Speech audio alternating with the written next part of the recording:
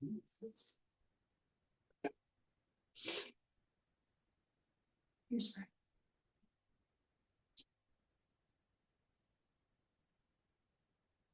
Fred. Hi. Hey, Fred. Grab one of these extra chairs and right in here.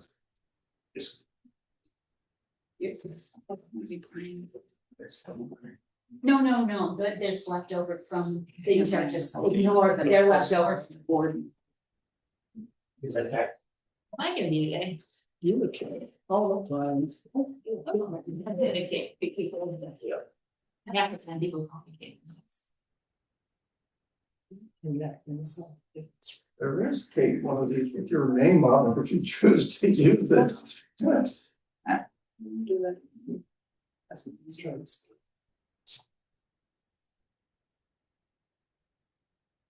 I don't wanna be known in this village.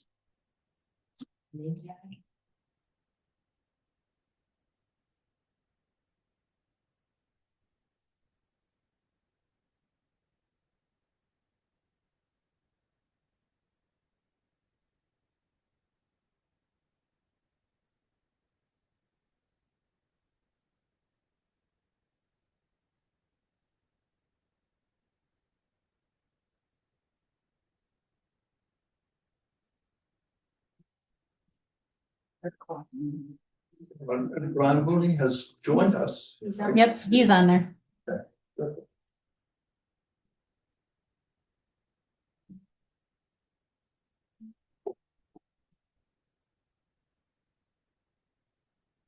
All right, so Sam, are we ready from a technology point of view? You're good to go? Yes, meeting is being recorded. All right, let's go ahead and call the meeting to order. This is a meeting of the Finance Committee of the Village of Sherwood Hills. Today is Monday, July 27th. The time is 5:30, right on time. Sam, do you want to go ahead and call the roll, or never mind, I'll do it. Tom, are you here? And present, thank you. Excellent. Kate? Here. Excellent. Fred? Here. And Liz? Here. Gloria? Here, Oh, you're there. He's there. yeah, I'm here. There you go. And I'm here as well, and Sean is excused for the evening, so we'll catch him next time round. So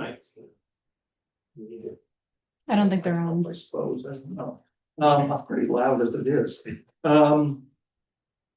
Okay, Sam or Brian, has the meeting been properly posted? Yes, Excellent. Moving right along. Is there a member of the public that wishes to make a comment? I don't see anybody online. no. So we'll move on from that. Nope, nobody there. Great. So first order of business tonight is the introduction and welcome to our new treasurer, finance director, as well as clerk deputy treasurer. I was going to start the evening by saying the cavalry or the relief column was on the horizon, but not actually arrived yet. But here I see them right in the same room. So that's fantastic. Thank you so much for coming tonight. The committee had the first page of your resumes in the packet, so they already know a good bit about you. But if you'd like to address the committee or want to express anything, we'd be glad to hear from you. Otherwise, the committee, if they have any questions, feel free to pose them, and we'll go from there. Other than I'm super excited to get started, I'll be here on Friday. So that is officially my first day, half day, whatever it is on Friday, so. May I ask a question? This Friday? Yes, Oh, I'm ready to get going. that is So, wonderful news. The committee cannot say anything that would discourage her in any way. We can't have that. That's Oh fantastic. my goodness, that's fantastic. yeah, Yeah, ready to go. there's plenty to do. Any questions for Lana or Jean? Well, we've got them here. Otherwise, we'll just proceed with the substance of the meeting. Just which is which. I'm Lana. I'm Jean. Nice to meet you That's a both. good question. No, we look like sisters. Right. All right, then let's move on and get into the substance of the meeting, beginning with our interim financial operations priority and staffing. Brian, do you want to take over now? Sure, Mark, I can take that. Okay, great. So I actually, Christy, our interim finance director, was not able to join this evening, but she did give me a little summary of the things that she wrote up pertaining to some of the tasks and challenges that she has encountered as interim finance director. So I'll just read from her little email to me here to give everyone a quick update. She said, unfortunately, given the day-to-day and weekly tasks, it's been challenging trying to catch up 2026 reconciliations. May into June, the priority was the annual audit for 2025 and the workers' comp audit. With Tim coming back on to work on 2026 reconciliations remotely, it should help keep moving the needle forward. There's still going to be a need for someone in the office to help with these reconciliations, as Tim does not have access to the receipts or the other documentation for him to troubleshoot or fully complete them. And she said she had recently worked on parts of January, but has been unable to get back to it. Quarterly payroll filings and monthly sales tax are taking a lot of time. She's also working on utility department items in Aline's absence, accounts payable, and other tasks for office support that randomly occur. But yeah, I mean, it's a kind of similar situation. Christy is hoping to stay on board at least maybe for a little bit of overlap when Lana begins, but that's still a to be determined based on a possible next assignment. Okay, thank you, Brian. So I guess the problem we face is not just the backlog and the catch up, but we're also looking at major planning efforts that are already partially underway in the budget, the capital investment plan, and so on. So this is the reason that I pleaded with Brian to continue with Tim and Christy, because we've got to get that backlog down. We've got to be able to sustain operations, and at the same time, we have to begin in earnest the planning effort, especially the budget and the CIP. So it's going to be another very challenging year to do all that. I'm assuming Brian and Lana will sit down on our first day on Friday and kind of start to figure out the priorities, where we have to do some triage still, and where we can pivot to begin some of these planning efforts or continue the planning efforts. But it's a very challenging environment, and although both Jean and Lana are very experienced, there's always a learning curve going into a new organization. We have to expect that, and some things will suffer because of it in terms of priorities. It's just going to be difficult. But Brian and Lana will work that through. We'll report back to the board and the committee as to what they see the priorities are, and we'll have an opportunity to weigh in at that point in time. So that's kind of where we are on this subject. Does the committee have any questions for Brian or for myself? Or Gloria has her hand raised. Gloria has her hand raised. yes, I'm sorry, I didn't see that. Thank you. Thank you. Yeah, it's hard because I don't know why it was Brian Mooney up front and center, but yeah, my question is that I think I heard Lana say that is it Lana or Lana? I think it's Lana. Lana. I think so Lana, you're starting on Friday. Is Friday a full day then, or is it still a half day? Half day. It's a half day. Okay. I may be here all day, but So do we have approval to keep the Christie and the team for a while? I mean, do we have from the board, has the board provided approval to keep them? Brian, I think that's more a question for you. I don't think the issue really has come up at the board. It's more of a budgetary issue. Just to make sure that the funds are continue to be available. From what you said, Brian, it sounds like the issue is less financial than it is their time. That they just may not have the time to devote to village activities. Yeah, so right now, Christy is working a near full-time schedule. She is not receiving benefits from the village in this role, so the difference in savings there we should be able to offset just through Julie's departure without having a full-time finance director on staff. So we should have the budgetary capacity to keep it going. Obviously, we're not going to have it run in unison when Lana comes back for too long, but I would like to take advantage of the opportunity to share some institutional knowledge that Julie passed on to Christy to best set up Lana for success. Great.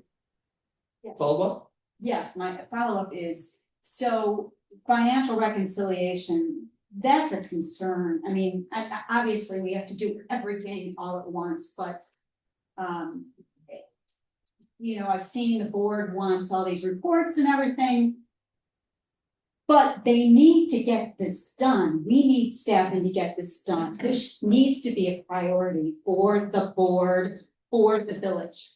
And I don't mean to be. No, you're absolutely right, because not so long ago, I asked Brian, and Aline ran for me a year-to-date 2026 report, and there were a lot of missing data. It just wasn't very helpful. So you can do all the financial reporting you want with a push of a button in the system, but if there's no journal entries made, if the reconciliations aren't done, it's garbage in, garbage out. So I appreciate that very much. And again, that's why I've been pushing to retain Christy, retain Tim for as long as we can. And also so that Lana, when she gets here, can focus on the higher level planning activities, as opposed to having to get down in the trenches and not being able to emerge to do the higher level kind of activity that needs to get done. I have a question, and I'm fairly new to the committee, to forgive my questions. So are there policies and procedures as far as how often we reconcile the books? Brian, I think that's a question for you. Every month. Can you repeat it? I could not quite hear what the question was. Yeah, Brian, this is Tom Undercoff. My question is, do we have procedures and policies as far as how often we reconcile the books? I mean, I think minimum would be monthly. Is that policies, procedures? Yeah, off the top of my head, I do not know if there is a requirement in any of our financial policies for it to be done on a monthly basis. I would assume the goal within the financial or finance director, treasurer is to have that done as soon as practicable after the month has been completed. But I think last year we ran into a perfect storm situation where things were falling behind, and then we got a couple of additional budgetary and capital improvement plan asks, and then ran into this staffing situations that just sort of kind of put everything on hold, and Julie could not get back to it no matter how hard she tried. And I respect that. I think part of the issue would be it's so critical to have accurate financials and have that in place for any decision making, or really for any of us to put any recommendations out to the board. Usually, you might have a grace period of maybe a couple days to close the books on that, but the sooner that those can get closed, then we can have better information. Is it something that has there been an ask to get, temporary short-term somebody to help with the books, or some bookkeeping or something to have that? Yeah, I think that's the function that Christy was originally hired to do, as well as Tim. Tim, as I understand, is focusing mostly on bank reconciliations, and Christy was county utility Enfield are doing a whole host of things. But even the two of them could not keep up. Initially, they had a learning curve. That was part of the problem. They've gotten off that learning curve now and are fairly efficient, but it's just going to take a long time to catch up. It's a problem, and I agree with you completely that we need benchmarks. That's all it'll be, because I don't expect we'll always be able to adhere to them, but we definitely need benchmarks, not only with respect to the normal accounting cycle, but also the financial reporting cycle. And we'll get into a little more this evening, I hope, but the village, the board, well, let me put that off for right now. And then we'll. Brian, if you could get back to us when you research as far as, what is the policy and procedures as far as that? I mean, I think we need to know, because I think that'll be helpful as you come on, understanding kind of what are the expectations for that reporting time. Because it's just not acceptable. It really isn't. I agree with you completely. I have a question, but Gloria's hand was up first. So Gloria? Hi, thanks. Yeah, I just want to jump in on what Tom was asking about the policies and procedures. I would actually very much like to see the policies and procedures on closing the books, because to do the reconciliations, it just really mandates a monthly close. And I just can't wrap my mind around it being somehow less than a monthly close. We do need those reports. I heard the July 21st board meeting to ask for those reports. I think Liz is correct.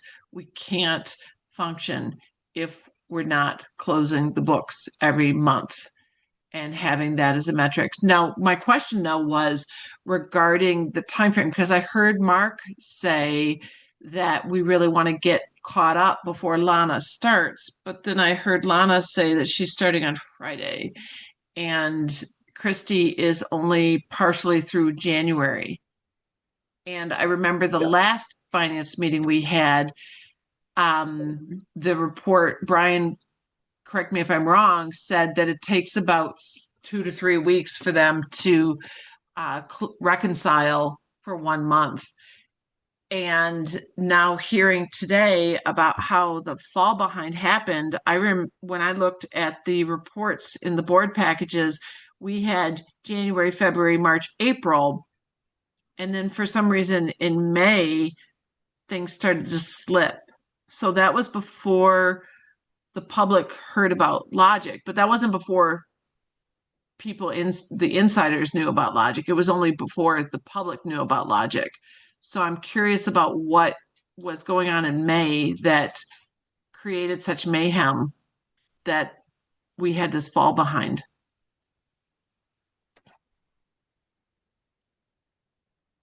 I don't have the answer to that off the top of my head. Brian, do you have any comment on that? I don't specifically recall what the situation was that month. Yeah, so the reality is we won't be caught up when Lana comes. There's no way. We're still looking at an extended period.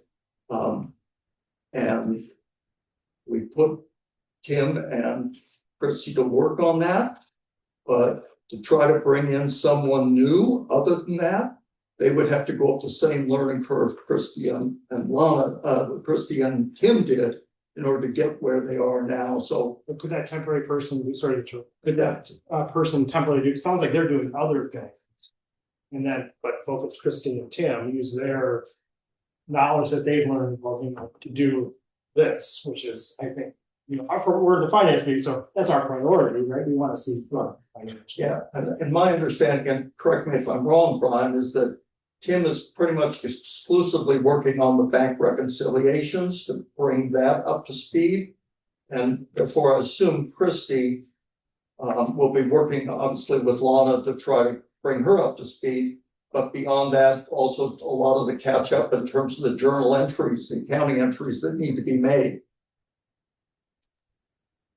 Correct. Tim is essentially working on the bank reconciliations. He's getting his access granted back to start that.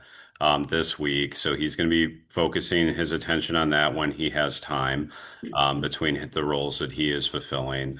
A lot of the things that have been caught up that Christy has been taking on and or taking over, a lot of it is overlap with Aline leaving, and some of the things that now have become Christy's sole responsibility. Like today, we are trying to get through our full payroll closeout for staff.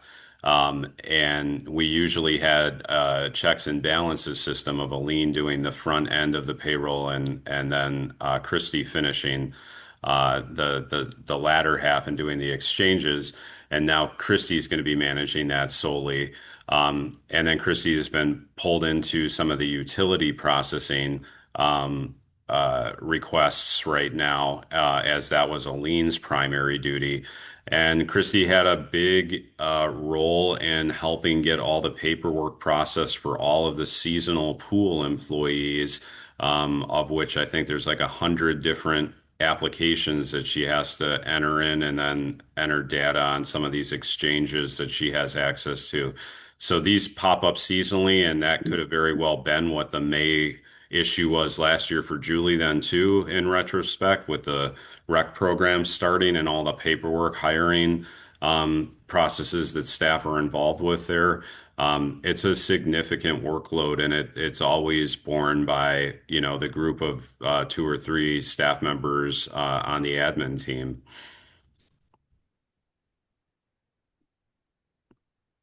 Okay. Oh, go ahead. I have a comment and then a question. The discussion about policy is a good one. I don't know that there's not a policy, but I suspect it might not be, because in the packet for this meeting is something the board discussed last week about monthly reporting to the board. And at last week's meeting, Mark suggested, and I agreed it was a good idea, to have this committee, the finance committee, weigh in, so that the monthly reporting that the team is doing not only is to the board, but also to us, to the finance committee, and develop this policy with our input, and also once Lana is here, because you can see that Patty Hahn has done some great work, probably you can do, so it's a really good timing for the questions. I think this is on for next month. It's here today for review and then for discussion next month, I think is the intent, that we could all provide that input while the staff is getting caught up with bank reps.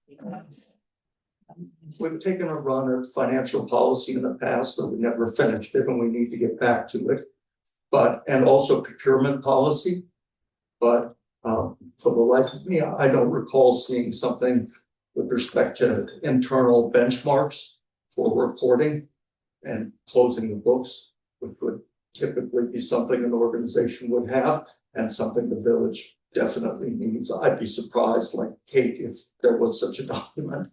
I just think that probably what's happened over the years is it's been such a small staff that they have struggled to just get things done on any timeline, much less a turnaround of, a week or 2 after the month closes to produce the reports. But that has to be the goal going forward. There's software and there's tools that make that a lot faster process. Yeah. Right? You don't necessarily have to add staffing. You may in the interim have to get this problem solved, right, as quickly as possible. But there's definitely software. There's definitely I think the hardest part of it will be priorities, because there are a lot of competing priorities, and they aren't just strictly financial, because we have people wearing multiple hats, right? Doing work as the clerk, and also doing work as the deputy treasurer. And so you don't, even the most dedicated people like Julie Fitzgerald, our former treasurer, financial director, was doing a tremendous amount on the clerical side. I don't mean just that in a demeaning way. I mean the high level clerical work on open records requests and things of that nature. So even the financial professionals we had were being pulled away by non-financial priorities. And that's where we really have to get a handle on that, because given the size of the staff we have and the backlog we have, there's no way we will get there without establishing pretty hard priorities. And some things will suffer for it, and it's just a matter of deciding which of the things that are gonna get delayed and which of the things that will get done. So probably because there aren't policies and procedures to that, that's always gonna be pushed back until you're already, okay. It's always gonna be pushed back unless it's a policy or procedure. It's not. That is.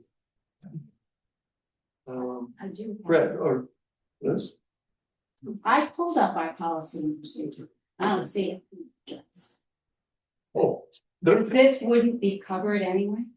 no, that's one that we call it a financial policy, Right. but it's not comprehensive. There are other Well, documents. we had There- the credit card one. Right, and there's a procurement policy, so there, it's not, at this point, there isn't a single document that incorporates all financial policies. It's spread across a number of documents, and that's probably something we should address as well. Fred, Yeah, I'm very concerned about the backlog we have and getting it cleaned up as fast as we can. absolutely. I know that the priority has been to hire Lana and Jeannie is, I'm Lana Jean. yeah, I'm sorry, That's okay. Jeannie? I've been called worse things. It sounds good. Yeah. Just Jeannie? Yeah, definitely. So I suggested this to Brian Mooney before, but that possibly again, some additional interim staff might help to deal with this. So I think we should consider that and expedite doing that if it makes sense. If Tim and Christy can't continue, for example. I think one of your first tasks may be to evaluate whether you need additional help to get the job done. And the board should be prepared to take such a recommendation and act on it as soon as they can. Other comments on this issue, questions from the committee? The only thing is sometimes by having some of the policies and procedures, it actually helps because then it's all documented. And then as you have new people coming on, it allows for that consistency. I get it. To return to reporting a little bit, as long as we're kind of on this topic, segueing into that. So in the packet, there are a number of reports. The first couple are reports. The first one that looks at the comparative revenue and expenditures out of the general fund. That's been a long-standing report that goes to the board monthly, or at least it did go to the board monthly until we started losing staff and the data just wasn't there. So it just didn't make sense to produce the report because there's nothing there to report. So Mark, I'm gonna jump in here because it's not because of staff having been lost. This report stopped being produced in May 2025. Well, actually, it's in a number of the board packets. I won't say it's in every board packet for. It's in January, February, March, and April of 2025. Well, I'm not gonna argue with you about that. So. I just really, I'm gonna interject and say not everything can be blamed on the staff having quit. And this is one of those things that is disconnected from staff quitting. But you also have to keep in mind, it's not just even when the staff is here, it depends also what the priorities were. And I suspect that the staff was preoccupied with filling open records requests, as well as a number of other things that at times were deemed a higher priority. So Were were there open records requests in May 2025? Please don't interrupt me, Gloria, when I'm speaking. Makes it very difficult. Then please don't say things that aren't true.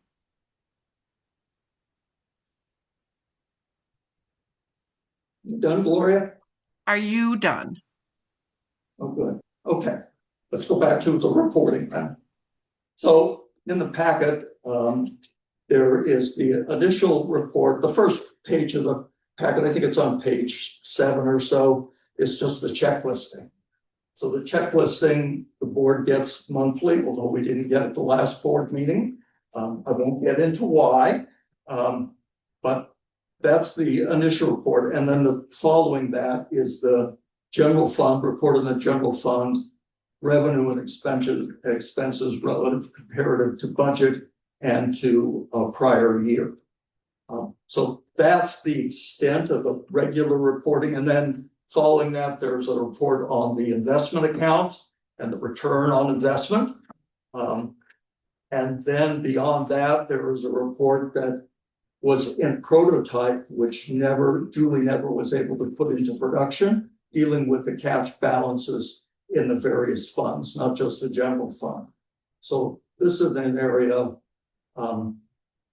that it's been difficult, and I don't quite fully understand why, other than competing priorities, that we haven't been able to publish much in the way of the balance sheet of the village, as opposed to the what would be the P&L in a corporate sense, but in municipal accounting, it's just revenue and expenses. So it seems to me that clearly one of the reports that we want to focus on is making sure that we have on a monthly basis, we know what the performance of the general fund is, and probably other major funds relative to budget and relative to prior year. The one historic concern I've had over this report is, one, there's a lot of detail here for the board to look at, and a lot of it has to do with accounts that have very small variances or very small dollars. So we're not highlighting for the committee or for the board where the big swings are, either relative to actual or relative to budget. So it would be good if we could be more focused on this report, as opposed to try to reporting everything. The other major concern, and I'm sure all municipalities deal with it, is the seasonality of the budget. Okay, and with respect to that, we only prepare an annual budget. We do not prepare a month-by-month budget. So you're going to see big swings in some of the accounts, for instance, tax revenue, for instance, snow plowing, where all the budget is in a single month or two, but that's not the way it's reported. It's reported as an annual comparison. So you'll see these variances, and then all of a sudden, when you get to that month, the variance disappears because the expense has been incurred or the collection has been made.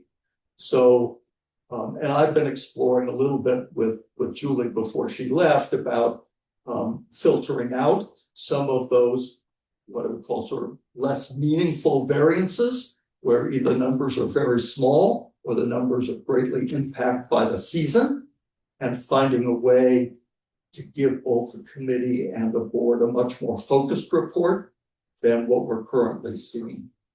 But I think there is a discussion to be had about that, as well as how many of the funds we should be reporting. Should we be reporting all funds? Should we be focusing on the general fund? And making sure that we're picking up the balance sheet in addition to the expenditures and the revenues, which we traditionally have not done. So that's the first couple of pages of what was in the packet. And then what follows that is a number of reports that I just pulled out of the City Council monthly packet of Waterloo, where Lana and Jean both hail from. So these are the kinds of reports that they were able to, I assume, routinely produce. And we need to be able to figure out with her, how do we get to this point where we can do some of the same, maybe not necessarily the same reports, maybe not focusing on the exact same issues that Waterloo was concerned with, but probably a lot of the same things. And we need to do this in a way that that's efficient, in both in terms of production and efficient both in terms of the time spent by the finance committee and the board, since this is only one portion of one segment of our responsibilities. So we need to be able to design a system that can be that can meet some pretty tight deadlines and on a reliable basis, and also a system where it doesn't take too much time for the finance committee and the board to be able to grasp what's going on and to be able to see any of the exceptions that are occurring over the course of the year. So that's my little bit of speech on that subject. I'll kind of turn it over to committee at this point for your thoughts on this. Anyone? I guess what would come to mind is, I mean, probably it started with some standardized report, right? You know, kind of standard, and then customized, you know, down the road, right? Some of those, but there's probably some standard formatted, you know, start producing, so there's some regularity on that thing, and then, you know, customize some things. Yeah, I agree with you completely, because the challenges we just discussed isn't the reporting as much. I mean, Yeah. we don't have the reporting, but we all know we can get it because the Cassell system will facilitate all that. Yeah. That's not the real issue for us. The burning issue, the priority at the moment. The burning issue is to get caught up in the financial system and the accounting system so that those reports are meaningful, however they're structured. But you're absolutely right. There's a lot of capability in Cassell, and there'll be a conversation, I'm sure, about to what extent we need to customize it, to include things that are peculiar to us or that we have a particular interest in. But that's not the major obstacle for us in our way. How are we sitting, and I'll go back to Brian, because I brought this up the last meeting as far as, so our annual report will be produced when, and then audit will be when, Baker Tilly, because we have to have that submitted by September. Because that's the absolute drop date for certain. We have the village, during my tenure here, the village has been as fast as getting something out in late February in terms of an audit report. And as long as, this is probably the longest it's ever been, we're still waiting for the final. Our annual statements. Not our budget, I'm sorry, I misspoke. Our annual statement, Yeah, it's 2025. the audit. Yeah. That is, if I may, that is, we have a preliminary report right now, Okay. and they're wrapping up comments, and the auditor will be at the board meeting. Yeah, August Baker Tilly is communicating to us that they will be ready Yeah. at the August board meeting to present the Their statement, audited the financial audit, present the Yeah. audit to the board. But that's late. And the It's point, late, it is late, it's extraordinarily late. And that's obviously rippled through that delay and everything else we do, so it's a terrible thing. That's a big part. But they will present it, presumably the board will accept those statements. And at that point, those statements will be public, you know, posted to the web and so on. And we can really dig into the numbers.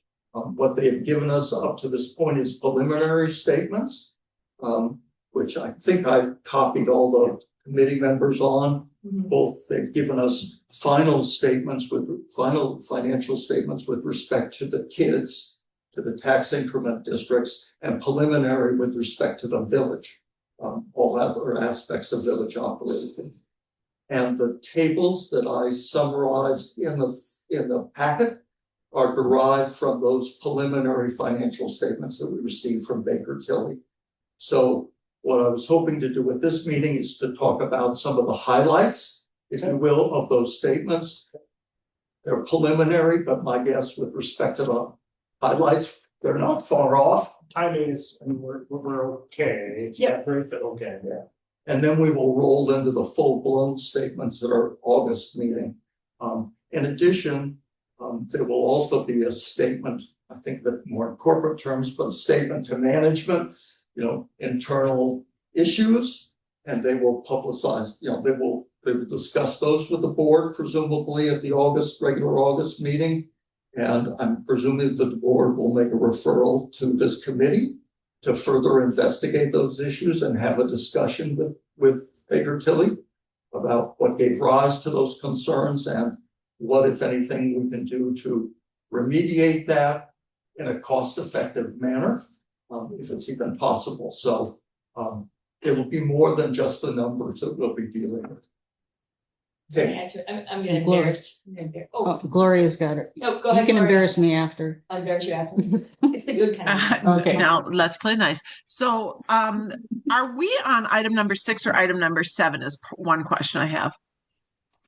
well, we're on item 6, we're talking about the reporting issues, but we sort of segued a little bit to item 7. So I would say either are fair game at this point. Okay, so my question was regarding the financial reporting because the financial reporting that Julie was providing to the board last year, January through April, until May happened, was pretty good. I mean, it wasn't your balance sheet, profit and loss kind of standard statements, cash flows, but it was a good analysis of budget and year-to-date budget tracking, which I think that is very helpful it could be very helpful for finance, and it would be very helpful for the board to understand year-to-date budget progression as compared to prior years.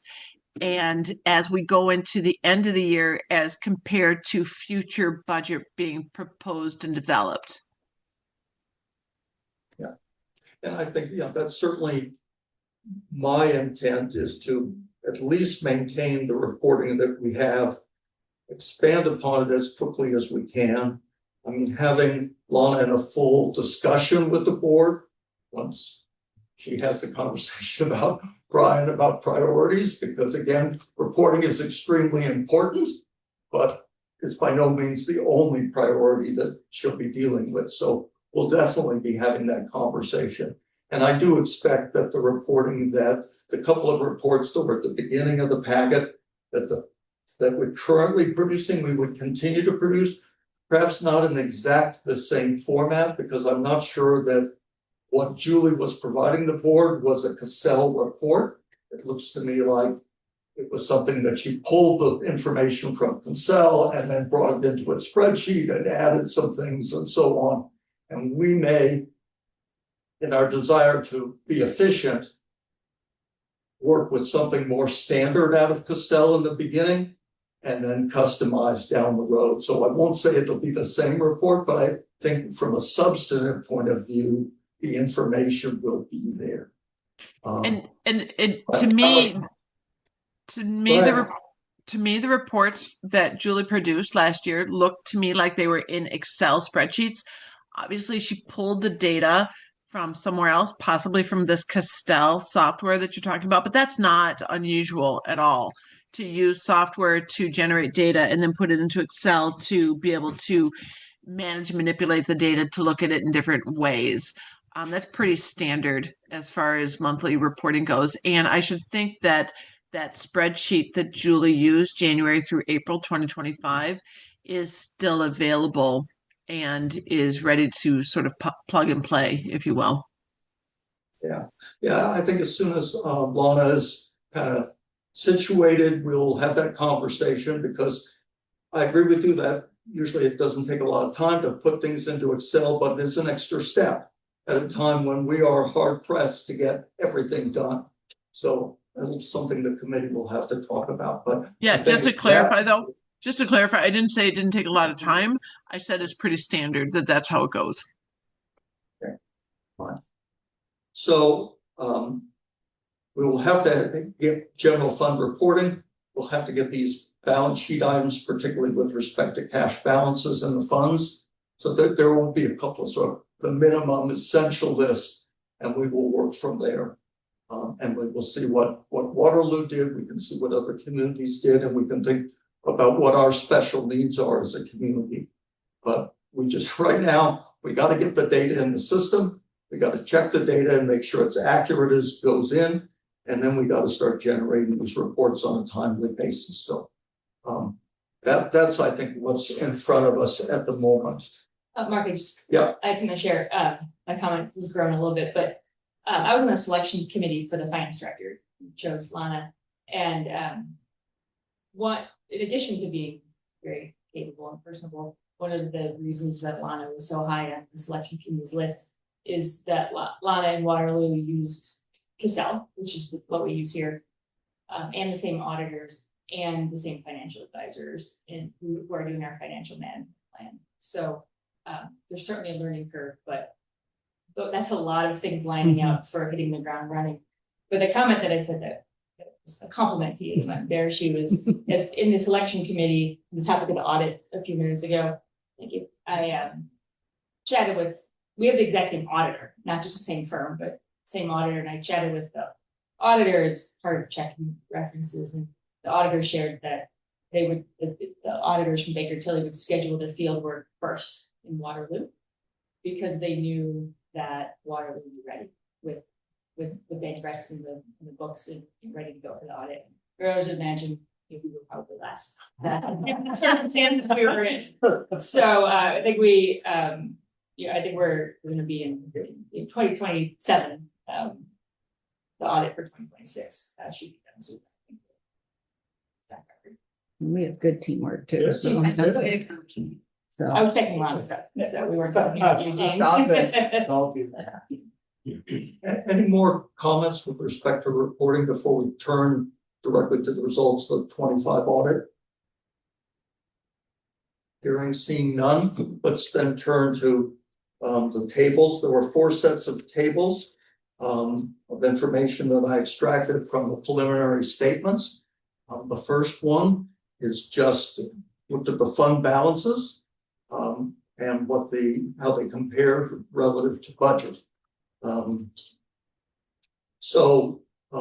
Very encouragingly, the general fund, which is at the top of the list there, increased actually by $126,000, the balance over what had been projected.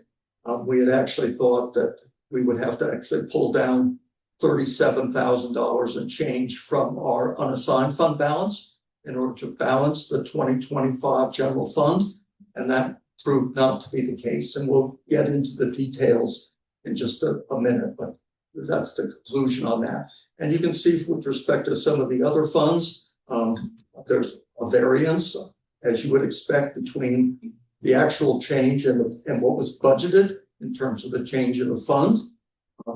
And some of the funds, I caution members of the committee as well as the public to not rush to judgment where we ended up with a surplus. Surpluses aren't always good.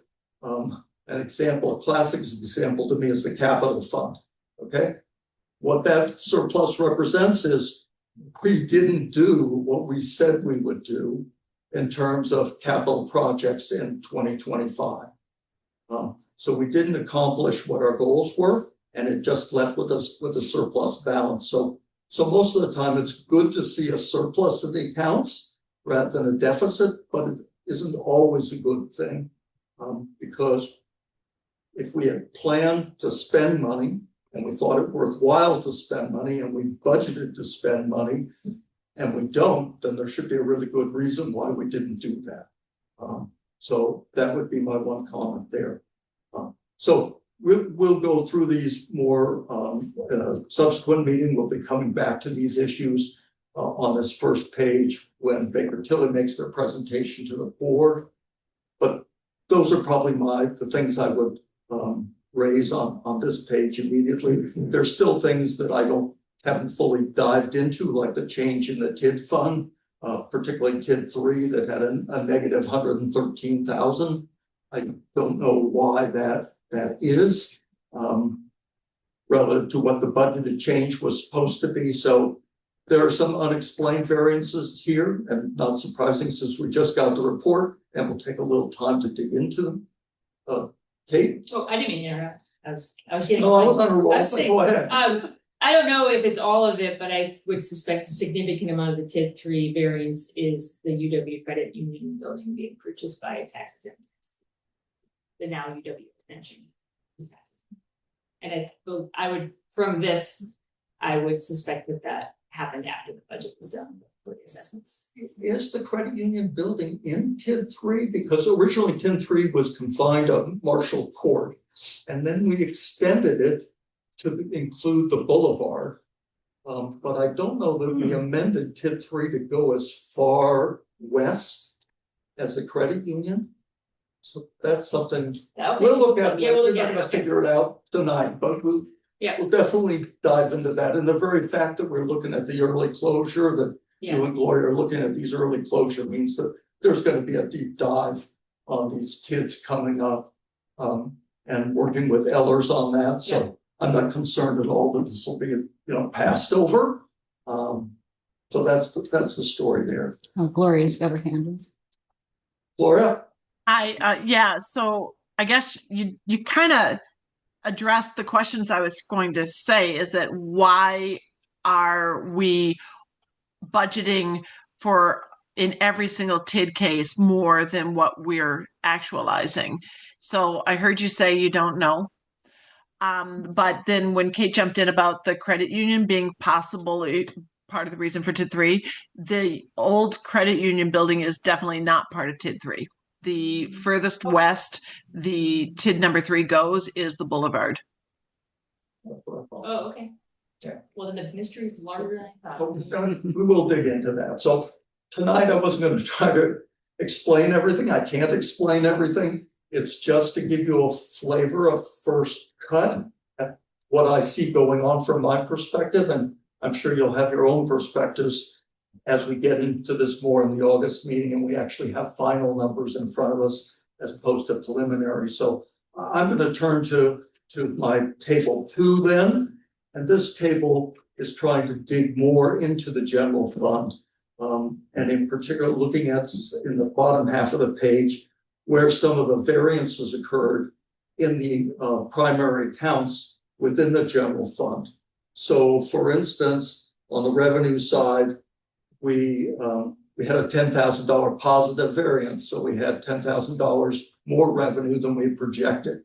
That doesn't surprise me that much because that's an account that we probably are guessing a little bit at. And you can see that the biggest account, the biggest swing is the interest on investments. Okay, so beginning of the year, they're guessing how much money we're going to have on balance. They're guessing what the interest rates are going to be.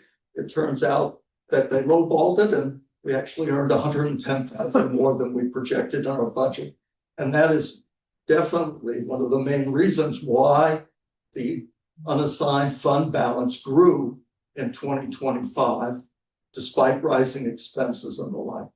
So again, I didn't intend tonight to go through all these variances. I haven't gotten into them deeply myself, but I just wanted to communicate to the committee that these variants are there. We're going to need to dig into them.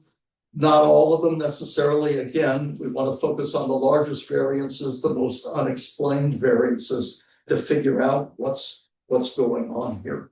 But the good news is, and to not brush over that, is that we actually increased our unassigned fund balance instead of decreased it. And since we're not rushing into a tax referendum, the fact that we can maintain that unassigned fund balance at a relatively healthy level gives us a lot more options and time to deal with the issues that we're going to have to deal with, in the sense that inflation is running 3%, 4%, probably more than that when you're dealing with construction type issues.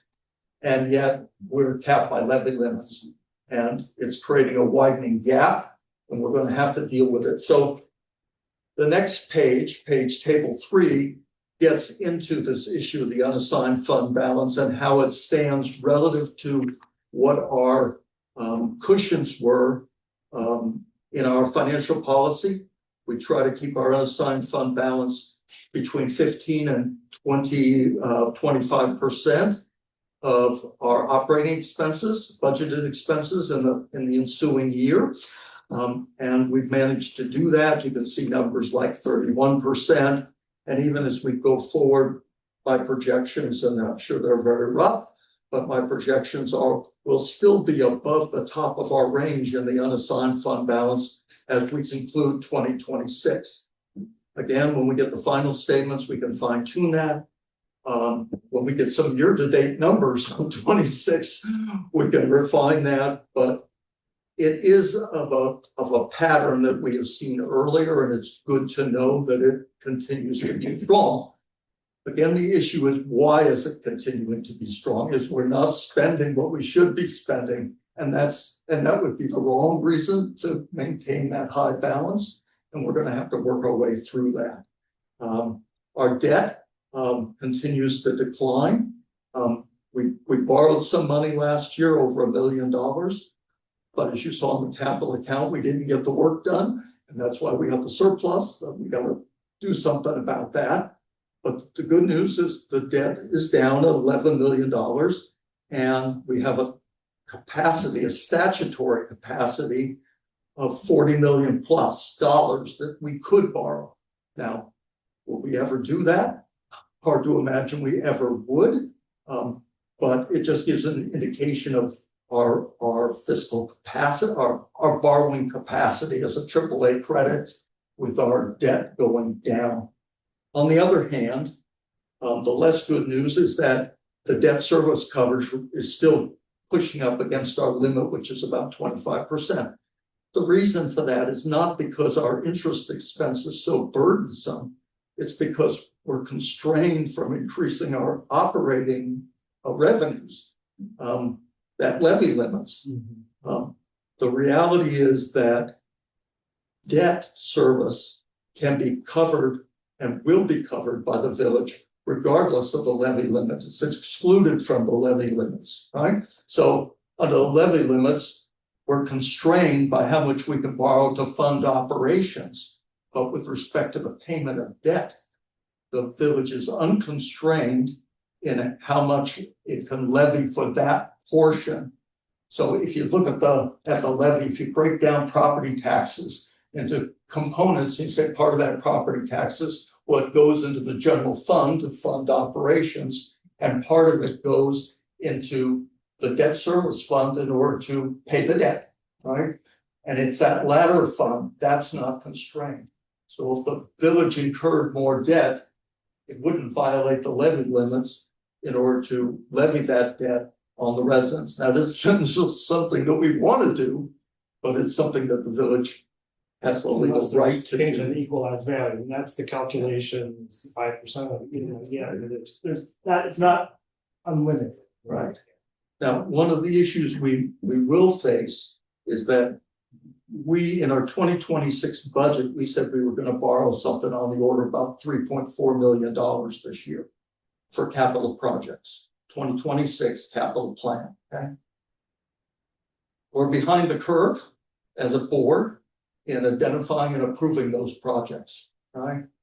And so there's a risk that financing could get pushed off to 27 as a result of just the difficulty of reaching consensus as to the projects and getting that all done within the financial timetable.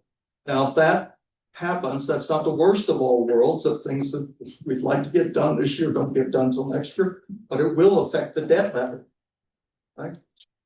So all of a sudden you would end in a situation where the money that we anticipated to borrow this year, we didn't borrow, right? Which means when we levy for 27, we're going to levy for the debt, but it'll be less than we expect. And what will happen is taxpayers will see their bills going down. And then in 27, we'll say, oh, now we're going to do those projects. So that 3.4 million, we're going to borrow $4 million or whatever the number is. And all of a sudden the levy's going to pop back up. And one of the things I think we tried to do as a committee, and historically Shorewood has tried to do, is to smooth that debt levy. So it's not bouncing all over the place one year to the next. So residents could have some predictability with respect to that portion of the levy. So that's an issue as we get closer to the financing. We'll see what the implications of are. But a lot of the discussion that's occurred in the committee in past years with respect to the financing have been around trying to smooth that debt levy and also this 25% coverage ratio. And those are the kind of two primary drivers as we look at doing the financing, to figuring out, is that too much? Is it too little? Where do we want to be? Mark, that everything you said is consistent with my understanding, and so I'm saying this for clarity, because I'm getting asked this question by a lot of people on the street corners and whatnot. all city, I'll be asking. So we did not borrow, we have not borrowed 3.4 million yet.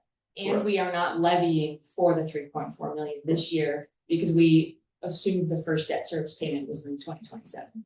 So the timing is important because we're doing budgeting for the 2027 levy. Right. Okay, that's Yeah, my understanding. I have to make sure we all have that Yeah, clear understanding. It's not 26 levy, it's the 27 levy that's the focus, and we'll see that as we review the budget, the proposed budget, once Brian and the staff get that to us.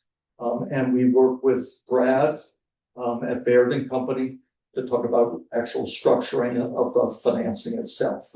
We saw some of that in the packet at the last meeting. Brad presented some of that for us.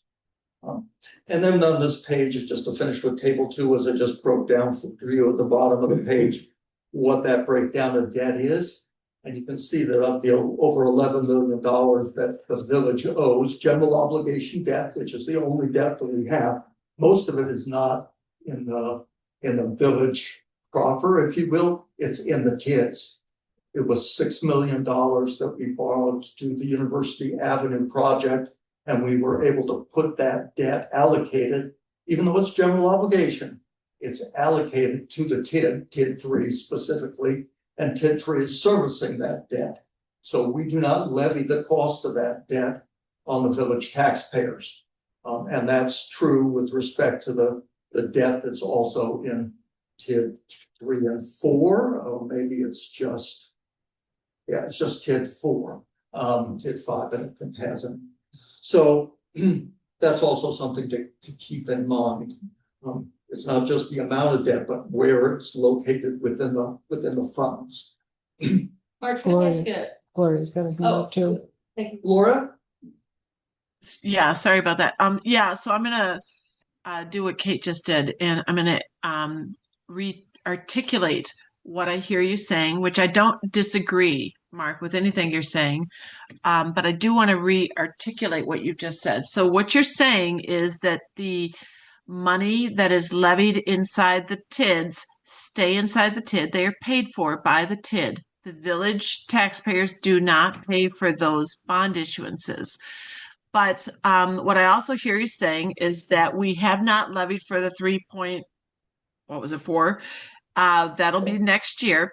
But to backtrack to our earlier point about the capital fund, what is it, 742,000? That was levied. We did levy for that. And that is now sitting in a bank account that we borrowed that money. It's sitting in a bank account unused, and that is being applied towards our debt levy. Our debt levy, to Tom's point, it does have limits. There are statutory limits to the debt levy, and we have internal limits to our debt levy. And we're nowhere close to hitting those statutory limits. And we're pretty well within our internal limits for the debt levy.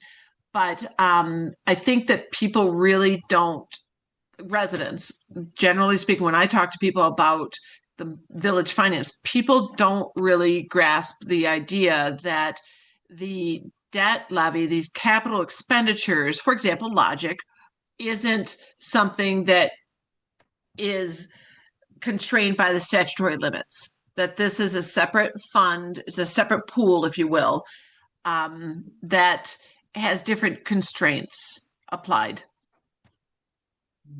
I agree with most of that. If you're saying though that I think the only statutory constraint that the village has is to deal with the total amount of debt, general obligation debt that the village has. So that's that $40 million of capacity. Otherwise, we're not constrained. There isn't a debt service coverage test statutorily. That's our own internal. And we can alter that if we want to. Agencies, investor. So, yeah.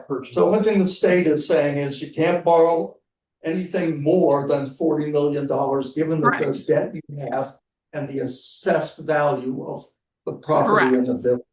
Correct. So that's the statutory limit. And then the operational budget is when we're talking about the statutory tax levy limits. That's typically what we are talking about when we're saying we're constrained.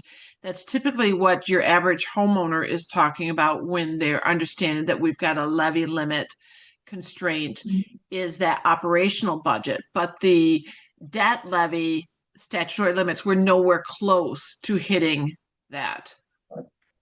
Correct. Okay, Kate, did you have a question or comment? Yes, there were some emails I think we all got asking about the geo debt that's attributed to the TID having a maturity date beyond when the TIDs would expire. And I believe that we're modeling, but I'm looking for clarification, maybe it's clarification we need to seek from our advisors.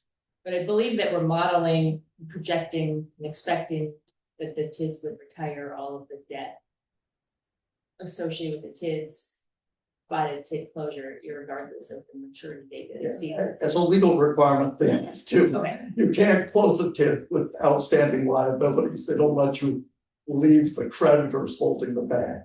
So we will have to, and as we go through the issue of modeling the closure of the TIDs, we will have to look at those cash flow projections that Ellers is putting together on our behalf to make sure that the municipal revenue obligations, the obligations we have with the developers, as well as the debt that's been assigned to those TIDs is paid off prior to the TIDs being closed. That's just a precondition for closing them.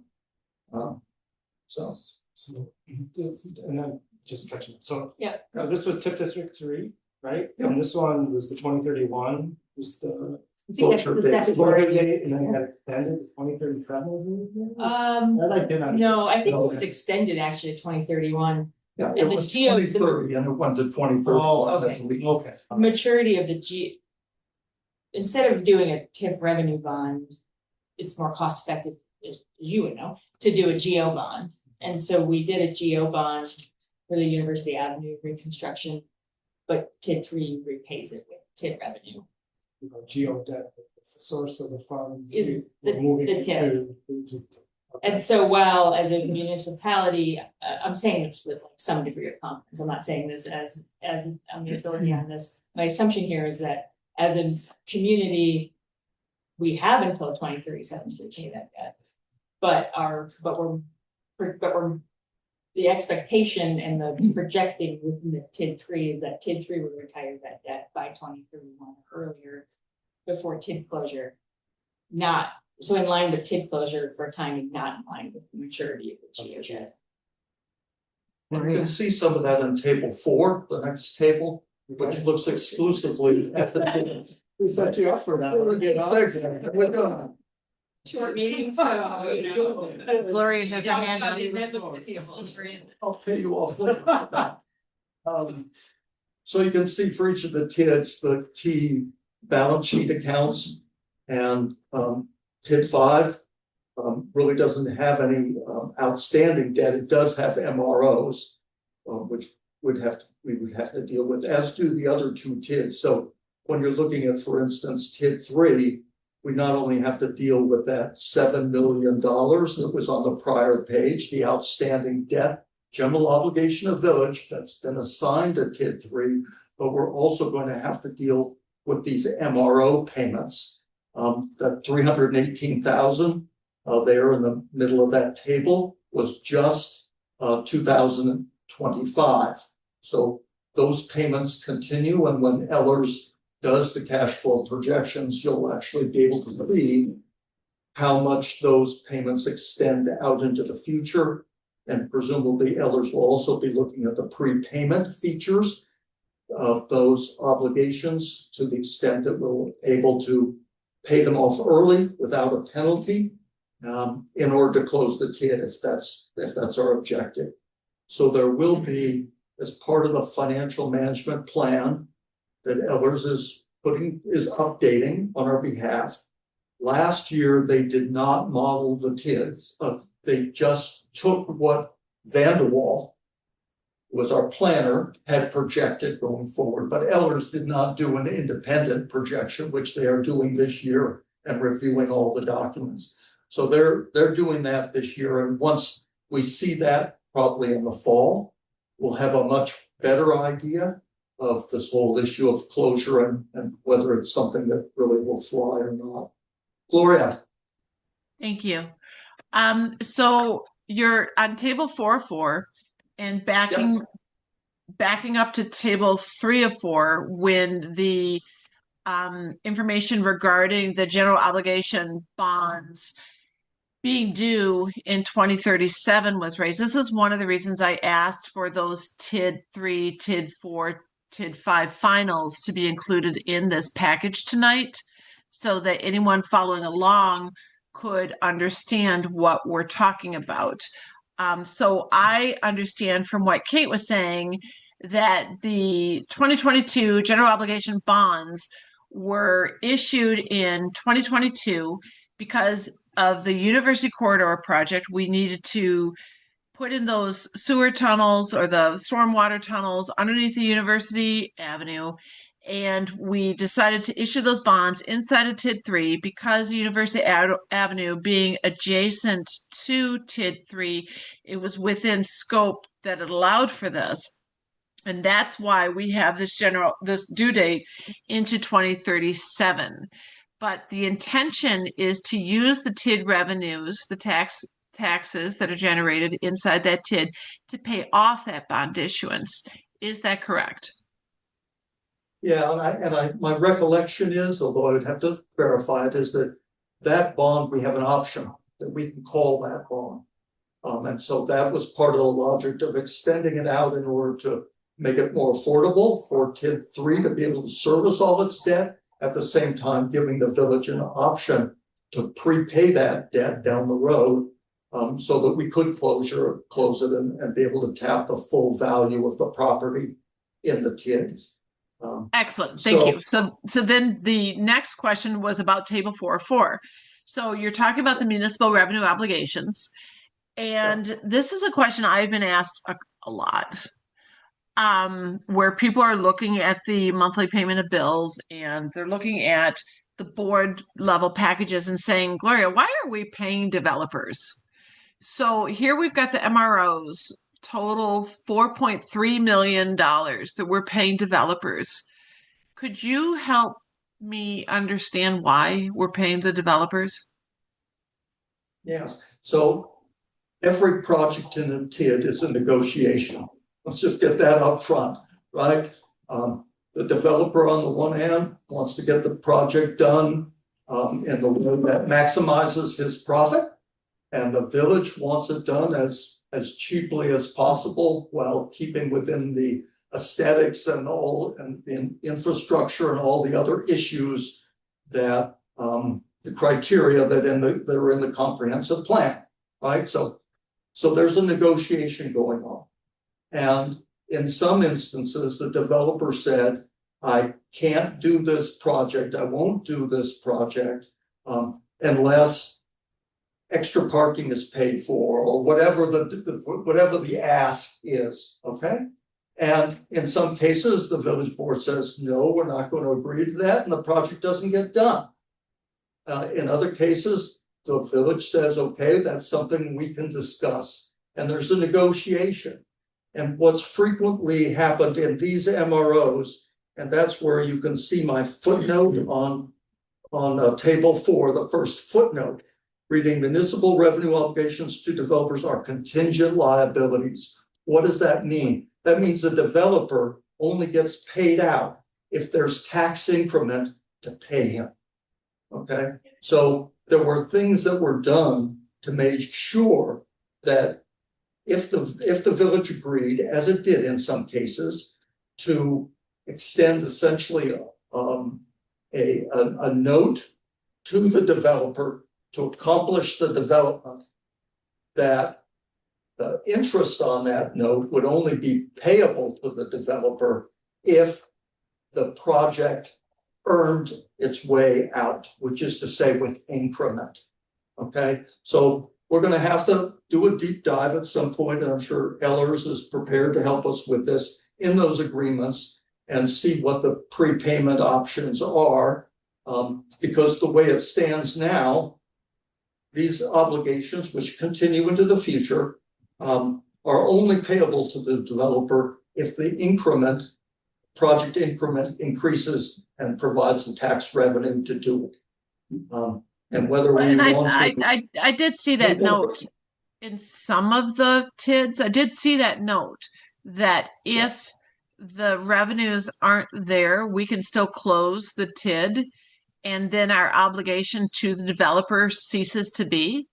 But that's not true of all the TIDs. Some of the TIDs, TID 3 and specifically, we owe that money regardless. We're going to have a detailed conversation once Ellers has finished its review of each of these MRO agreements and understand exactly what the constraints in each. So I was describing a generic situation, not a specific situation. We'll have to get to the specifics, but not tonight. Sure, I agree with that. So is it possible for us to see copies of the MROs? Yeah, as a fact, matter of fact, Kate has a full set, and the full set has been, I believe Brian has delivered a full set to Ariana at Ellers for their review. So that is ongoing. But if you want to get a copy, yeah, sure, we can forward you a copy. Kate will be happy to do that. Thank you. So the other thing to note about these TIDs, because it kind of, Julie mentioned it last year, but it didn't get a lot of prominence, is the last line on this table 4 is about the administration in-house. So the TIDs are now paying the village, at least TIDs 3 and 4, are helping us cover some of our internal costs, and they're paying essentially for us to do accounting services for them, right? We're providing services to the TIDs paying us. If you close the TIDs, then that money goes away and then it becomes an issue, okay? It's not a huge issue, but it's an issue. So the devil's in the details. There are going to be a lot of details to these TIDs, but Ellers is going to work with us and we will get through this. So that's kind of where we are on that. Anything else with respect to the 25 audit? Again, Baker Tilly, the auditor, will be presenting these financial statements and their reports to the board at the board meeting. If the committee members, I think it would be great if you all could attend that meeting. I'd like it to see it noticed as a joint meeting of the finance committee and the board so that the finance committee could fully participate in asking questions of Baker Tilly with respect to those financials. Hopefully Baker Tilly will release those financials to us before the meeting, give us some opportunity to read them before they actually present their summary results. But that's on the calendar. And the last I heard from Justin, the principal at Baker Tilly on our audit, said that they would be able to do that, though they haven't said exactly how far in advance. So we'll see. What date for that meeting? I think it's the 21st. Does that sound right, Kate? But it was the 18th. It's the 18th in August. It's usually the third week, the third Tuesday.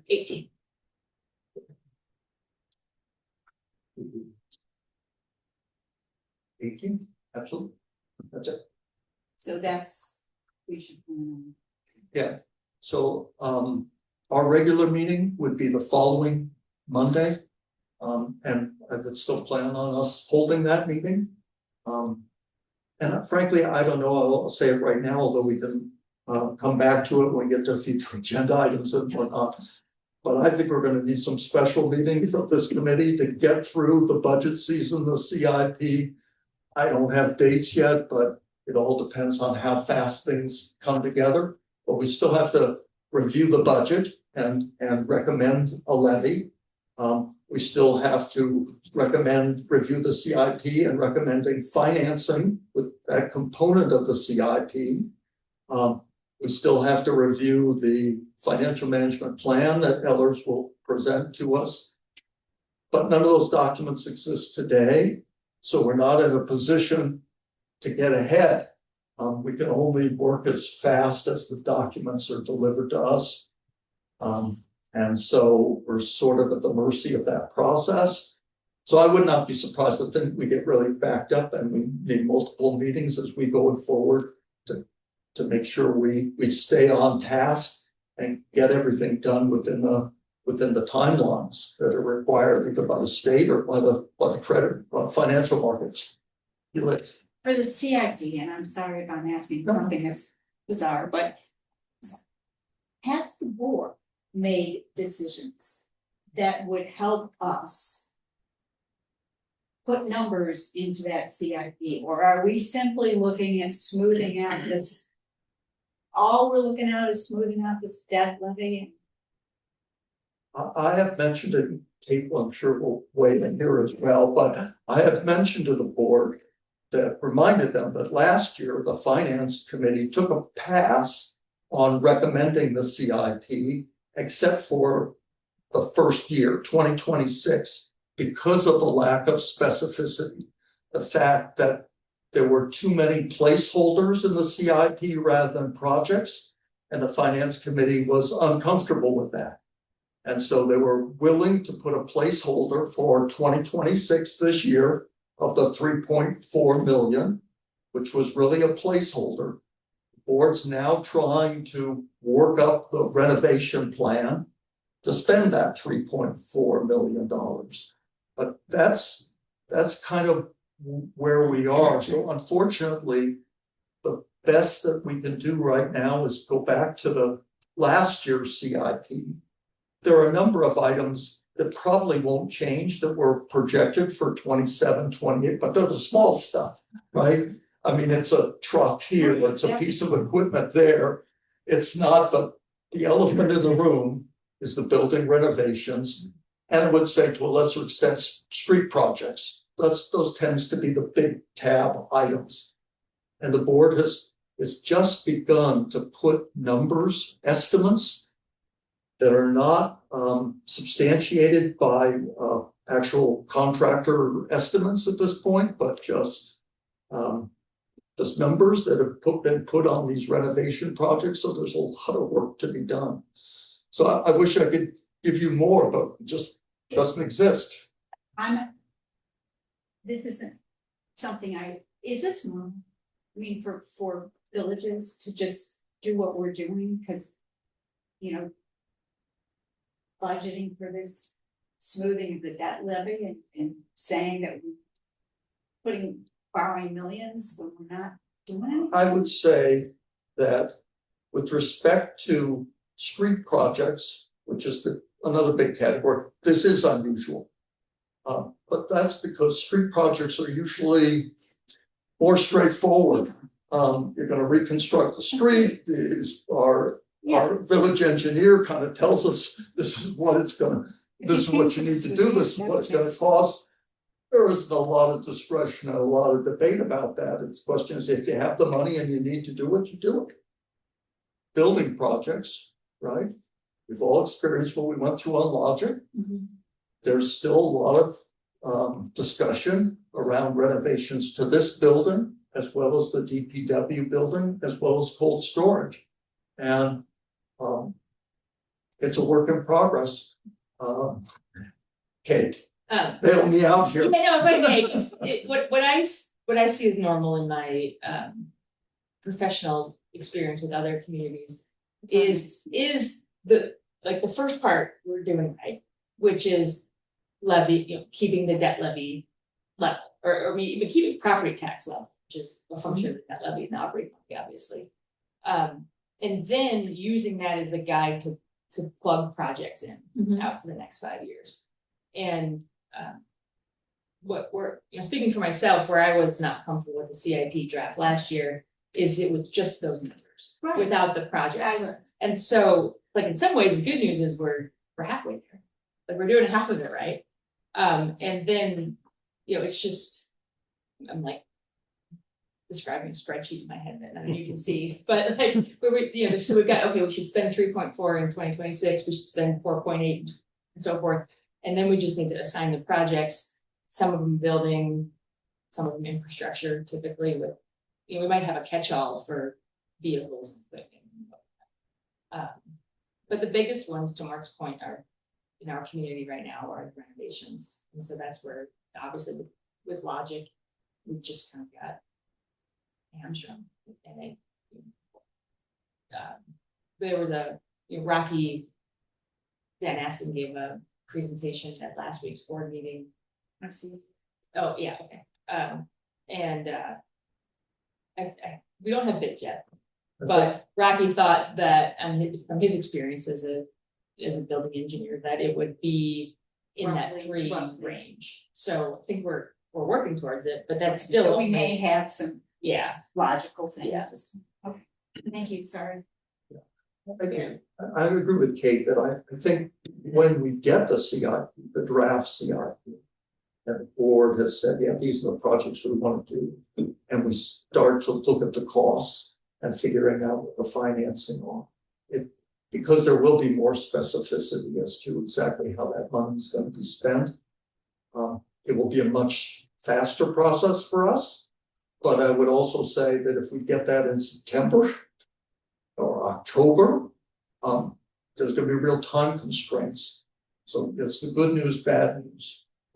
From my perspective, is if the project drags itself out, it's like getting all those bids, getting it all together, getting the board to vote to, yes, we're going to, these are the projects, those are amounts that we feel are reasonable. And now let's give it over to finance to tell us what is a financing plan to raise this money so that we can do these things. So I don't think the CIP will be as controversial as last year, but it will certainly take a bit of time, as all CIPs do. Just where we're at. So Mark, hey, I don't know if we're still on this topic. wherever you want to go. I was just gonna suggest, and maybe this is what you had in mind, if we're doing a joint meeting for the audit presentation, could that be like an hour before the board meeting? Because last year it ended up where there was like 2 hours of public comment maybe prior to the audit presentation, which was a struggle for our auditors and committee members who were there for the audit presentation. Absolutely. Okay. I agree with you about that. So just remind Brian as he works out the schedule to front load this presentation so that the committee members don't have to stand Thank you. for the Can't whole stand board the meeting. stress and. Right. It's hot. Because it likely won't be short. Thank you. So again, we've already kind of bled from the 2025 and item 7 into item 8. I don't know if there's much more the committee wants to discuss or ask about those, the budget, the financing that Brad presented to us at the last meeting, the CIP. Again, none of these documents exist today. So that's why they're not in front of you. Hopefully, they will start to appear soon. I won't promise August, but yeah. I have one and Yeah. and that is just the referendum. I don't even, maybe it doesn't fall under any of those things or Yep. 20. But we are not dealing with the referendum before November of this year. I mean, we're not correct, or is that a fair assessment? Right, there will certainly be no referendum this year. I don't even think there'll be a referendum next year. I mean, that's what your numbers. As long as the unassigned fund It's done, balance it's what it's holds up and buys us time, because we want to Thank be able God. to do a full presentation to the board and to the public. And it's a long process. It's a difficult process. And so time is critical. And I think the more time we can buy before we embark on that, because when you go for the referendum, it isn't like you can just say, well, we need an additional $200,000 in levy. You have to specify, and I think properly so, how that money will be spent. So we got to get through the 26 budget, maybe even 27, but definitely not this year. We also, like, for instance, this whole project about the kids and early closure could affect that calendar as well. So there are wheels turning, things in motion. that we wanna get further along on before there's any commitment to a levy. But if you ask me, are we gonna get a limited question at some point? Well, at some point. It But not- seems to me like we will, because you've got this structural problem of inflation. Running at, not at the Fed's 2%, but at 3, 4, and a lot more when you're dealing with construction. And net, really no net new construction in the village, which is the only thing that allows us to raise the limit. I mean, it's not nearly enough. So barring a huge amount of new construction on University Avenue, it's hard to see our way out. And even if that was to occur, it would take some time for those revenues to come in. And so there would probably be a timing issue as well with respect to the operating on it. But again, no decisions have been made. The analysis will be done. We'll see it when we see the financial management plan that Ellers will present. Because one of the things that I asked them to do, and I think I shared it with the committee earlier, is when they do the projections, normally what they do is they just assume that there is a tax increase every year in the amount of the operating deficit. So they're just assuming that, well, you'll find a way to raise the taxes or otherwise raise revenue. So you can just go ahead and run the model. And what I've asked them to do is say, don't make that assumption. We're levy limit constrained. Instead, pay down the unassigned fund balance to plug any gaps between operating costs and revenues. And when you do that, then you can see that unassigned fund balance start to come down, and you can kind of see, okay, well, it came down, we thought it would come down this year, but we weren't overly concerned because it was still above our target range. But you can easily see at some point in the future, you won't be able to draw money from the bank, get from the rainy day fund to accomplish things. Exactly. So I think all that will be modeled and discussed not only in the committee, but with the board. And that will, I think, have a very pronounced influence on the issue of timing that you raised with respect to any referendum. I have another question. Sure. I'm not sure. Maybe we've covered. Are we going to talk about Brian's reports, or should we talk about Brian's reports when we're talking about reporting? Well, I think we talked about reporting a good bit, and it will definitely be on the next month's agenda. Most of these items, quite frankly, will be on next month's agenda, but that'll give Lana a chance to look at the reporting, look at where we are. I think we can have a more informed discussion, because yes, it appears like relatively easy to do in terms of estimates. She's been being asked by trustees, as far as the numbers and Well, and response. for Lana, that's just being basically asked by the boss, but I'd love to know where the estimates came from. To do, he says this is only gonna be another X amount of time. I just really want the board, and I'm not sending emails to the board, I want them to be, they gotta fix the initial problem before they start asking for too much.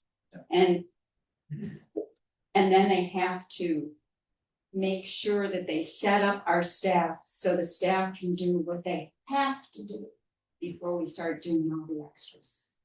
Well, maybe these aren't even extras, but we need to have staff. I think you're preaching to the choir. I know, but have they heard? I actually stopped poor Brian in the driveway and said that to him. And he said the mere hiring would finish the problem. And I just thought it's a dream. Yeah. So I think somebody else needs to say. Yeah, I think part of the difficulty is people don't see the reporting as terribly difficult, and it's not, in the sense that This if you looks go like to an Cassell, you go to the accounting system, and those reports are all pre-set up. And if you want to report today, we can push a button, and maybe not quite that easy, but you could get a report. But would the report be meaningful? Would it have a bunch of zeros because the data had not been entered? And I think the board still doesn't fully grasp that Okay, The well, we have bottleneck two trustees here. is the data, not the That's, reporting. you need to. And if you're talking to your friends and family on the street and at the swim meets, I think that's the main issue that has to come out of here. Yeah. We're set up for failure if we don't. Disagree with that. Anything else with respect to these key milestones, deadlines, budget financing, CIP, FMP, so many initials would be like the military. Do we have a sense yet of when the FMP update will be done? I think Ariana would like to have the 26 budget, right? I thought Yeah. 27 Yeah. budget, she'd like to see some 26 numbers, year-to-date numbers. She'd like to see the 27 budget, so she could fold in the budget as opposed to her built on her assumptions as to wages and all the like. So that suggests to me it's gonna be the fall before we see that. I think she can make a lot of progress with respect to the kids, Yeah. right? She can make a lot of progress with respect to, I hope, the utilities, which is a new modeling exercise for us, not for her. So I do think that the pieces will come together, and I do expect, I didn't ask Ariana to attend tonight, but I will be asking her in the future just to come to the meeting and just give a quick update as to where things stand from her perspective. I was hoping maybe we would be able to do that tonight, but we had a pretty full agenda. But we definitely need her to get in here and talk about that. The other thing she will be looking for is the same thing we're looking for. She's looking for the CIP. She's looking for projects and what are the financing. So she's held up the same way we're held up. She can't move much faster than the village moves unless we tell her, you make the assumptions instead of we make the assumptions. You tell us, and we'll go with whatever you think is reasonable, but that's not the way the process should work. We should be aware of her assumptions, what she feels is appropriate given all the communities she works with and all the projections that she does over the course of a year. But at the same time, the village has to put its own stamp on it, right? It has to be customized to us, and so anyway, so we don't have to be precise in the plan, but we do have to give her some parameters. Yeah, I would just suggest that to the extent that our budget is holding her up, our budgeting process, Yeah. it's probably a very safe assumption that we're gonna budget up to that. So she could probably make that assumption if that's gonna hold her up. Yeah. Cause I can't imagine we would levy for less than that. I agree with you, and that should not be the holdup. And how much additional detail she needs beyond that. Because she doesn't do the sort of full blown line by line analysis in our accounts. She consolidates her revenues and expenditures into a dozen line items or something like that. And so even though she knows that the levy won't be more than it is or less than it is now, she still has to do the allocations across all the funds. It's not a huge thing. I would say more problematic, more difficult is maybe the CIP and getting some comfort that yes, the borrowing will be, $3.4 million this year and another million in the year thereafter, whatever it is, but yeah. So, yeah, but we'll continue to have a conversation with her, and she shouldn't get hung up based on, if there's something that's hanging her up that we can solve for her, we ought to solve it, so that we can keep the process going and being responsible. Anything else on that item before we turn to future agenda items? As I said, you're going to see a lot of these same items in the August meeting. We'll be talking about, again, staff priorities, particular financial priorities. After she and Brian have had their discussion, we'll be talking about reporting, we'll be talking about budgeting, all these issues. And at some point, as indicated on our future agenda items, we do need to get back to financial policy. The review of the utility finances, that's going to be part of the FMP, so that we probably won't do that until we see it in the financial management plan. Closing of the books on University Avenue. I'll have to check with Brian to see where we are on that. Madison continues to bill us. It's not much, but they continue to bill us. The books aren't quite closed, is my understanding, but we're so close. I don't know that makes a difference. We've got the management reports that will continue to be back on the agenda, and obviously this whole issue about the TID closures. And then I guess in addition to that, the one thing I would add based on what I heard tonight was this benchmarking of financial reporting, not only developing the financial reports, but the timelines in terms of when these reports are delivered to the board and to the finance committee. So that probably will be just part of the package, but it should be definitely part of the discussion. Anything else Gloria besides got her those hand. items that, Gloria? Thank you. Mark, I apologize if I missed this, if you said it and I missed it, but if you said it, I did miss it. To provide an update, please, to the Finance Committee regarding the action taken last week at the board level regarding the Ehlers financial package, because you'll recall last month we discussed the approval of the Ehlers financial package modeling, and we as a committee voted not to approve the package pertaining to the utility funds. And so I'd like it, if you haven't already, could you please update the Finance Committee on that? Actually, yes, I can update you right now. As can Kate. The Ehlers package was approved by the board at its meeting last week. The committee recommended a $10,000 update, and Ehlers had requested $5,000 for to model each of the utilities. And Brian negotiated with Ehlers, got that down to $3,000 per utility. That was brought to the board, and the board approved that agreement. So it's the $19,000 in total for the update, as well as full-blown modeling of the TIDs and the utilities. So that is done. So we'll want to see progress on that, which will need to come back to the committee, but it's been all approved.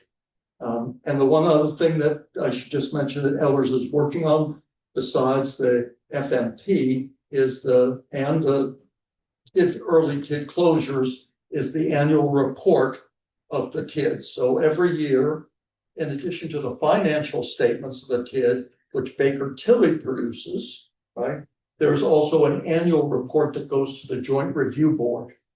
Okay, and it's more than just numbers. It's also just in the context of what's going on in all those districts and what their additional capacity is, and so on and so forth. So they're drafting that report, and we'll bring that report back to the Finance Committee when it's done, as well as the Joint Review Board.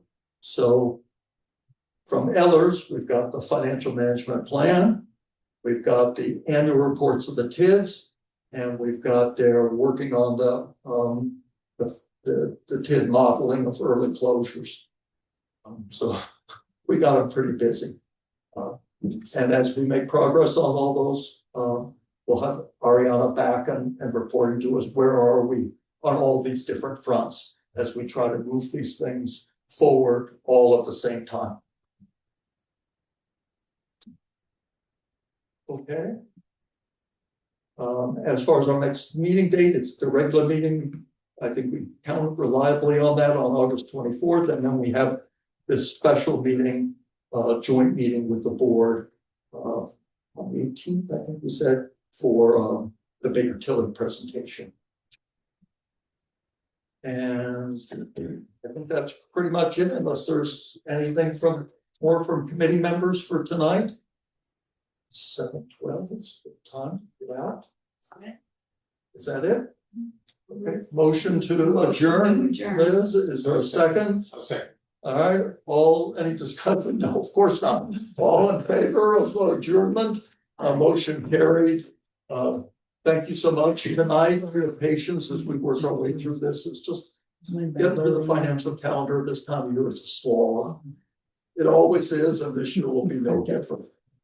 Sorry about that, but that's what you signed up for. You didn't know it, maybe, but that's what you signed up for. Mark, these tables are really helpful. Thank you for doing that. Yeah.